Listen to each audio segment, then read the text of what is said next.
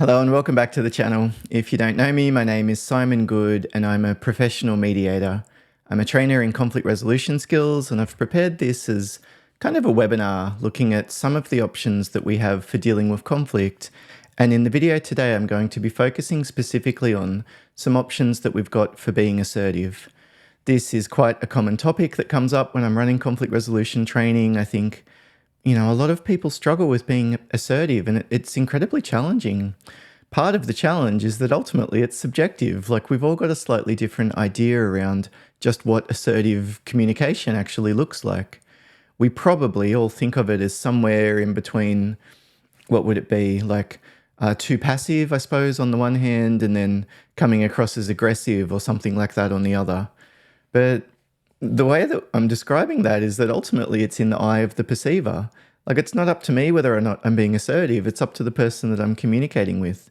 And someone else watching me might very well see the way that I'm communicating and I think that I'm being quite assertive, like my boss, for example, and they think, you need to stand up for yourself. You can't let these clients keep walking over the top of you, or your colleagues feel like they can walk all over the top of you or something like that.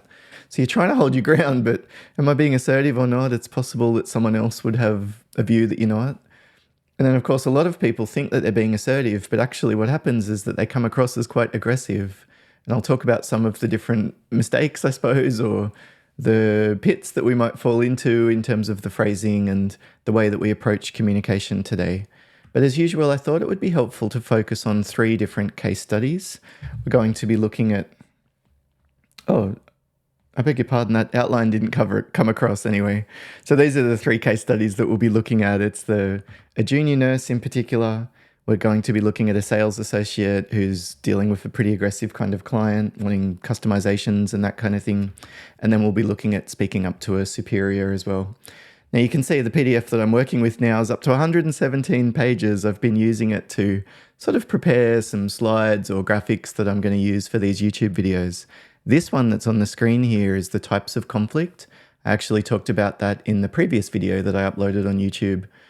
And I started this channel to provide free resources and tools for dealing with conflict, but no one's watching it at the moment, if I can just be perfectly honest. So if this is useful for you, please consider pressing like or writing a comment like, yeah, good on you, or something like that.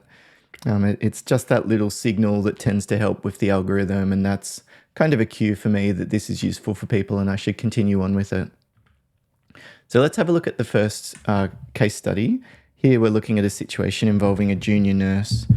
Just pull up the pencil so I can do some annotation while we go. So here's the scenario. Maya, a junior nurse, works alongside Ben, a friendly but somewhat complacent colleague. This is an interesting phrasing here, isn't it? I'll just underline that, somewhat complacent. What does a somewhat complacent colleague look like? Would you say that that's objective data that Maya's working from that perspective? Or, if you were a manager and she came to you and said, my colleague is somewhat complacent, how would you respond? And if she holds on to that view and runs with it, like, what do you think about that? Is she justified or not? Like, to me, that's probably a subjective description that she's got around, what his behavior is causing, like what's the effect of it. And if we're going to be dealing with conflict, we're probably going to need to find a way to shift to the data, which is usually about the behavior. This is the 3rd time that you've done that. When you made this comment, this was the effect that it had on me, something like that, but not just, I think you're complacent. That's probably not going to get us anywhere. That's a natural invitation for someone to just become defensive, isn't it? So Ben has a laid-back attitude, excuse me, and often chats with patients or takes extended breaks. So here's where we finally start talking about the behavior. There's the breaks and then the extended chat. So that's kind of issue number 1. And this is issue number 2. Leaving routine tasks like restocking the supplies unfinished. So here we're beginning to talk about the effect. Like, what's the actual impact of the conflict? Why is this a problem? And if we're going to make a request to someone, like, can you please do this differently? One of the incredibly simple things that helps is to add some kind of a because. I can remember back when I was studying my psych degree, there were studies like people were lining up to use the photocopier in an office and they evaluated like different kinds of requests. Someone would ask to cut in line and jump the queue, so to speak, and push in front of someone, like asked to do it. So some people said something like, please would you let me go in front of you? I've got this document that I need to make a copy. It's incredibly urgent. It's actually for the managing director, or it's incredibly urgent. It's a big client account. It's due at 4 p.m. or something like that. So there was a reason why that was valid, if you know what I mean. Like the CEO needs it. So it's probably no wonder that the person almost always said, yes, please go ahead. Now, some people just ask, can I please cut in front of you with nothing? And they got rejected more frequently. Like they had a lower success rate, so to speak, of the people that let them cut in front. But there was a third category of what would you say, like conditions in the experiment where people did say because, but the reason wasn't anything. It was like, can I cut in front of you because I need to make a copy? And obviously, we're lining up to make copies in front of the copy machine or something like that. Or I'm so sorry, would it be okay if I cut in front of you? I'm not able to line up today, or I need to, or I'm in a rush or something like that. Like less of a valid excuse reason, if you know what I mean. And they had almost exactly the same likelihood of success as the people that gave, it's for the CEO or it's for an important client kind of reasons. So for you, as you're dealing with conflict, adding a reason with a request is something that's so simple, but here's what we're talking about here with the supplies. This is the potential reason that we might be able to use. I'd like you to do this differently. The challenge for me is that the supplies are not being finished. That would be a way of phrasing it very neutrally and, I suppose mutually, if you'd want to think about it like that as well. Sorry, I'm needing to lean back because I didn't put my keyboard in the right place where I can press the shortcuts to change between the different screens. So I should have it sorted now. So Maya's frustration grows when she overhears Ben joking to another colleague. Maya's got it covered. She's always so organized. Why mess with perfection? Okay, so it's kind of obvious like why that would be annoying. It wouldn't be fun to hear someone else say that they have a bit of an unrealistic expectation about the kind of work that you should be doing. But like, what's the problem here? And what kind of conflict is this? Like, even if I could flick back to that slide that I talked about in the last video, we've got data conflict. That's talking about the facts. Like, we agreed that we would do half each and you're not pulling your weight. You're not doing your fair share. That's the data, right? Interest, though, would be about like when you're not contributing fully, this is the problem that it's causing. Like, I don't have time to catch up on my work or something like that. Like, that's my interest versus you. Then we've got values conflict. This is what should happen. And what do you think about that comment that Ben made? Like, I rely on Maya, she's so organized, why mess with perfection? Do you think that that's wrong for him to say that? Like, do you think there's an ought there? Do you think that he shouldn't be saying that? Well, how come? Like, I wonder sometimes with the way that we approach this kind of conflict, and let's imagine Maya came up to Ben and said, that really offended me or something like that. Like, there we're talking about actual impact, whereas if it's just like, you can't make those kind of comments, mate, that's against policy or that's not professional or whatever. Like, says who? Do you know what I mean? It's just my preference versus yours at the end of the day, ultimately. So if we're going to talk about values, I think you could either find shared common ground. Like, I know that we both intend to treat people around us professionally. And to be honest, you're somebody who I really look up to in that regard. I've seen the way that you deal with challenging people. And I think that's a real skill set that you've got. I just wanted to talk about this comment that you're making, because I know your value is that you want to look after the people around you, or I've heard you talking about being a collaborative manager, or I know that you would like the team to be a family or something like that. When you make these comments, it gets in the way of that. So we're talking about values conflict, but it's really looking at their value versus I'm trying to impose my value on you. Like, we're trying to say, how is this consistent with the value that you've got? We could change the structure, like Maya could ask for a transfer to a different department. She could have the decision-making or communication be more structured or something like that. There would be different options that she could consider there. Like maybe having other witnesses for meetings, or she could ask to be included in that meeting that she overheard between the other two people. Like, there's all sorts of different options that she'd have for changing the structure. And then the final one would be relationship conflict kind of stuff. Like, Ben might be jealous or he might be upset about something that she's done. It doesn't sound like that's a prominent factor in this one, but there's often an element of that there bubbling away. And the thing is that you'll often see the relationship conflict first. Like, these two people who refuse to talk to each other, or that bloody look on their face just drives you crazy. Like that comes up pretty soon. But it's probably not the best starting point. I would normally recommend starting with the data conflict if they misunderstand the facts, or interest conflict if they're trying to push for something that's important to them and it's causing me problems. Like it's not like it's a diagnostic tool, but it does help us analyze the situation and generate options. So in other words, there's no right and wrong in terms of those different ways of approaching it. But the relationship conflict stuff, like going up for asking Ben to go and have a beer and do some team building stuff, like I'm not sure how helpful that's going to be. So Ben is easygoing, well-liked, but unaware of how his actions impact the team. He thrives in a collaborative environment, but needs reminders about shared responsibilities. So this could be, different ways that Maya could talk to Ben about those values that he had, for example. Like, I know for you, you like the environment within the workplace to be relaxed and for people to be generally happy, and you really contribute to the goodwill around that. When we're not contributing relatively equal to the work that needs to be done, it actually starts to make me feel like you don't care about me, for example, because you're expecting me to cover for you. And so I suppose I just wanted to talk to you about that directly, rather than going around and, complaining about you or something else.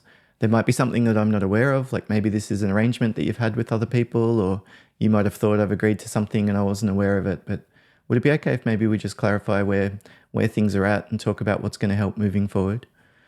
So that's kind of my approach. That would be my style of dealing with it. You can hear it's quite wordy, and I tend to approach things reasonably tentatively because I think it helps the other people to be a little bit, I don't know, not feel like they're being bombarded with criticism or something.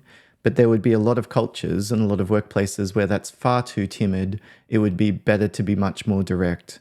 Look, I know for you, you're working towards a high performance team, and a lot of the feedback that you give is around performance. I wanted to talk to you about the phrasing that you're using, because when you use these words or when you say this, it has this effect on me, something like that. So he's unaware of how his actions impact on the team. So that's an interesting one, isn't it? We might even use this to say something like, look, I believe this is probably something that you're not aware of, but when you make these kind of comments, actually it sits with me for a long time and it makes me question, my place within the team or something like that. Like that's not something that Ben can argue against and say, no, it's not offensive. Whereas if I say those comments are really offensive, he can very easily say, no, they're not. Whereas if I say, look, when you make those comments, it sits with me, it affects me, it shakes my confidence in X, like belonging with the team or the mission, or how my contributions are being valued by others, or whatever the phrasing is that you think would resonate with him. So the challenge here is that Maya must address the imbalance without alienating Ben or creating tension in the high pressure environment. So how would you deal with this one? Like, what advice would you give Maya? It's probably something that she would be better off talking with Ben privately, is what I would say. And maybe a short fuse appointment could be an option here. Like, are you free later this afternoon, or are you free tomorrow morning? You probably wouldn't want to catch him in the middle of something. And then the way that you bring it up, I love that. Like, I'm not sure if you're aware of this, or I might be misreading things, or maybe there's been some crossed wires between us. Like, I'm normalizing the fact that maybe the way that he's communicating hasn't come across in the way that he intended. But then ultimately, I'm asking for a change in behavior. Would you mind not making these comments, or could you use different words, or would you mind just thinking about some of that phrasing that you're using when there's other people around? What's the specific thing that she wants him to do? And then asking for that and adding that some kind of a because, if you hadn't already, that would be another element that I think would be important for Maya to include too. But what do you think? Like, we've all got a slightly different take on all of these different situations, and what would you do if you were in Maya's position? So I've spent too much time, more time anyway than I was planning on that one, so I'll go through the next two a little bit more briefly. So here we're looking at a sales associate. This is case study number 2. We've got Alex, a junior sales associate in a high-end electronics store, encounters Mr. Davis, an assertive and impatient client or customer known for his brusque manner. Mr. Davis requests extensive customizations to a laptop, upgraded hardware and bespoke software configurations that the store does not offer in their standard packages. So here's the facts. That's not something that the store offers. And then here's all of the different subjective elements, like the kind of personality that he has, the fact that his manner is brusque. That's just subjective information, right? Like, He could say, you're interrupting me, or you've raised your volume, or could you move back a little bit, like how close you're standing. That would be the data, that would be the facts, but here it's just an interpretation. So during the interaction, Mr. Davis becomes increasingly agitated. Mr. Davis probably yells, "You're wasting my time. Isn't it your job to get this job done? Isn't it your job to get this done? Or should I find someone competent?" And then Mr. Davis also says, "If your store can't deliver what I need, maybe I should take my business elsewhere. Is that what you want?" Now, depending on the context that you're in, there's probably likely to be a few expletives that's added in there and some aggressive, menacing hand gestures and a very red face that comes along with it and all the rest of it. This is a very intimidating and challenging situation, I think, for a lot of people, let alone a junior salesperson. And if it's the first time that you're going through some of this, it can be quite overwhelming. So I think here probably the first step for Alex would be in self-regulation, taking a few deep breaths, focusing on his senses, wiggling his socks, wiggling his toes and feel the feeling of the socks in his boots or whatever. Just anchoring himself to some information that's coming in the present, taking stock of what's going on for him physically. Is his heart rate increasing? Tightness in the muscles, all of these are signs or cues that we're entering into that fight or flight kind of mode. So calming himself down would be the number one step.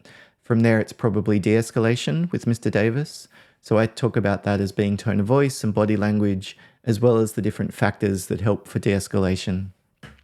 So for tone of voice, we're wanting to use a tone that's low volume, lower speed, lower tone. And then body language, we more or less just want to be as non-threatening as possible.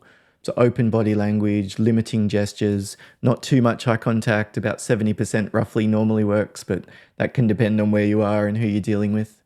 But face towards, listening, paying attention, the non-verbal cues, all of that kind of stuff. But being relatively still, lowering your shoulders, keep your back straight, and kind of stand your ground. For me, it's like that's the de-escalation part, is I'm not going to attack you.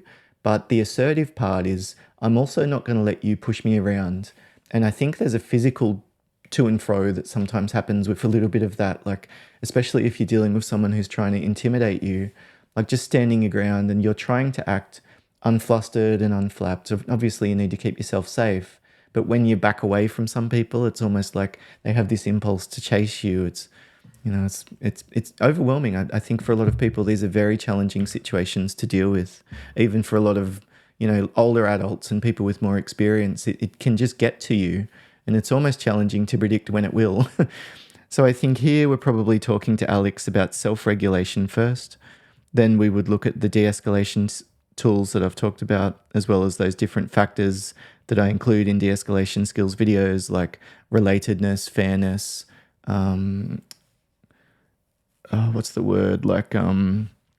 clarity, or we want to give a person a sense of what to expect so that they know what we're going to do, and we want to give a sense of fairness, like this is the reason why we're making the decision that we are. So for him, if he's going to say, "Look, I'm sorry, but that's not a part that we can provide," that's part of the way that he could introduce fairness there, is to say, because the manufacturer applies strict guidelines in terms of the way that we can customize these devices. So that's the because. It's because the manufacturer has a policy, or we don't have access to the right parts or something. So I'm not just saying no because you're a jerk or I don't agree with that your claim is valid or something. There's actually a reason why. That's the because. So let's have a look at the third situation here. We've got a case where we need to speak up to a superior, and we're dealing with poor James. James is a junior marketing coordinator who works under Sarah, a results-driven manager, interesting phrasing, who thrives on taking on multiple projects simultaneously. What's the difference between a results-oriented person and a ruthless person? What's the difference between a results-oriented person and a cruel person, or a results-oriented person and a bossy, directive, micromanaging, disrespectful, undermining, whatever else comes along with it? What does results-oriented mean? It probably means they talk about results or they think about results, but is this a self-description, or is there something that she's doing that gives James this impression? I might say something like, she tends to find the subjective experience of the staff not a convincing argument for change. So the fact that you say it's uncomfortable here, we need air conditioning, that doesn't factor in because she's more focused on the budget. But what are the results that she's aiming for? I guess it might be sales or something like that, but which results? Because a lot of the time, if we're trying to deal with conflict in a collaborative kind of way, we need to help the other person understand that they can get what they want. It's the whole premise of this book I'm reading at the moment by William Ury called Possible. We need to almost introduce a narrative where we can both tell a success story. So what does success look like for her? Like, what's the metric, or how would she conceptualize that? In reality, she's not just a results person. She would say, I'm a supportive manager. We need to do good succession planning within the team. There'd be a whole bunch of other things that are important too, but it's not just the results. So how much is the results a priority versus the others? It's almost just a pointless thing to consider. To me, the more fruitful way of we can deal with conflict is talking about the behavior. So she thrives on taking on multiple projects simultaneously. Sarah often assigns James extra tasks, assuming he'll manage them as she does. Recently, James has struggled with late nights and missed deadlines, and Sarah's demands continue. So results-oriented here might actually mean that she's willing to work outside of work.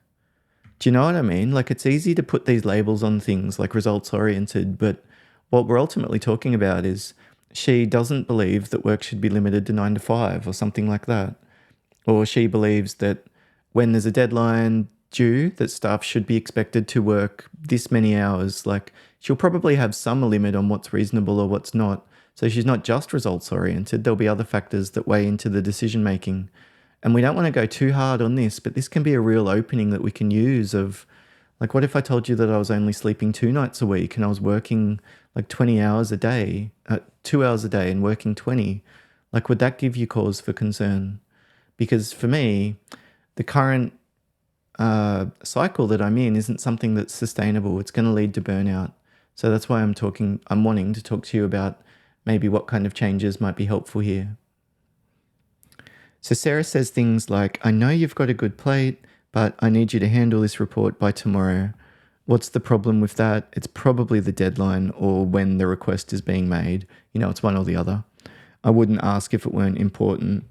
So this is a nice way of her doing the old photocopy trick of there is a reason. It's because I need to make a copy. It's because it's important. Or Sarah says, you're one of the best in the team, James. That's why I trust you with this stuff. Like, this could be a way that he could use it as value. Like, I know you do value me. Like, you've told me that I'm a valuable member of the team. You've actually said that I'm one of the best. What I'm trying to communicate to you is the fact that this isn't going to be a situation that I can sustain moving forward over the longer term. So if your intention is to keep me as one of those best members of the team, I'd like to negotiate some type of an expectation around workload or case allocation or deadlines or whatever the thing is that he wants to discuss. What would the change be that would make the most difference for James? Is it getting this request earlier, or is it about the work that's involved? Like, what's the problem here? And this kind of stuff. I think that's a bit of an opening to talk about values, but what's probably happening for James is just it really pisses him off. It's the kind of thing that rubs us the wrong way, isn't it? When we have this patronizing kind of boss that says, you are just so bloody amazing. I'm so great to have you here. Can you just cover for this other person? Can I just get you to stay back and close up tonight? Would that be all right? You're so amazing. Have you ever dealt with someone like that? Here's the personality of Sarah. She's ambitious, so that's clear from the sounds of it, but maybe it might be actually that she's guilty or self-conscious or feeling vulnerable in the organization for some other reason. Who knows? And she's supportive. Well, that's an interesting one. In what way? It might be statements of support, or has she demonstrated support before? Again, these are options that James can use to lean in here. I know you do see yourself as a very supportive manager. And right now, some of the support that I'm needing is clarification in terms of, which deadlines are reasonable and which aren't. Or I know that you have demonstrated your ability to support other members of the team when they've had similar issues. And so I suppose I wanted to put my hand up and say, look, I'd like to talk about how things are at the moment and what could be tweaked moving forward. So this isn't a very aggressive way of being assertive, is it? Like, I don't know, this is my way of doing it, but What do you think? I wonder if this would mean that you end up getting walked over in your context. Then we probably need to escalate the level of assertiveness to say, the current arrangements aren't working. I'd like to talk about how you're allocating work, because what I need to do is to plan around expectations. And when I have things put to me with little notice, it can be very challenging for me to beat the deadlines without working very late in the evening. And that's meaning I don't end up getting enough sleep. And to be frank, my well-being's suffering. And I know for you, you wanted to support the team members and you're one of the most supportive managers that I've ever had. So I hope that this was something that I could come and talk to you about. Like, there we go. We're using that little, like, you are just so bloody amazing against them. You are such a supportive manager. I've always appreciated the way that you've been willing to offer support in the past. I mean, is that too manipulative? I don't know. It's a very challenging thing to think through what's too much manipulative, because we're always manipulating each other in every little micro facial expression that we do. We're manipulating each other in some way. Feels different. We're affecting the other person. How much should we do that to our own end? You'll need to think through that one. But from my perspective, these are some of the most effective tools that we can use when we're dealing with conflict. Self-regulation, de-escalation, clarification, and then probably some type of a specific request. That would be the way that I would be thinking about probably all of these overall. And I hope it's been helpful for you looking at some of those specifics there and pulling apart the case study in a little bit of detail. If it has been useful, please consider pressing like. And if you'd like more resources and tools for dealing with conflict, of course, please subscribe. Otherwise, I hope to see you again in a future video. Thank you very much for watching. Bye for now.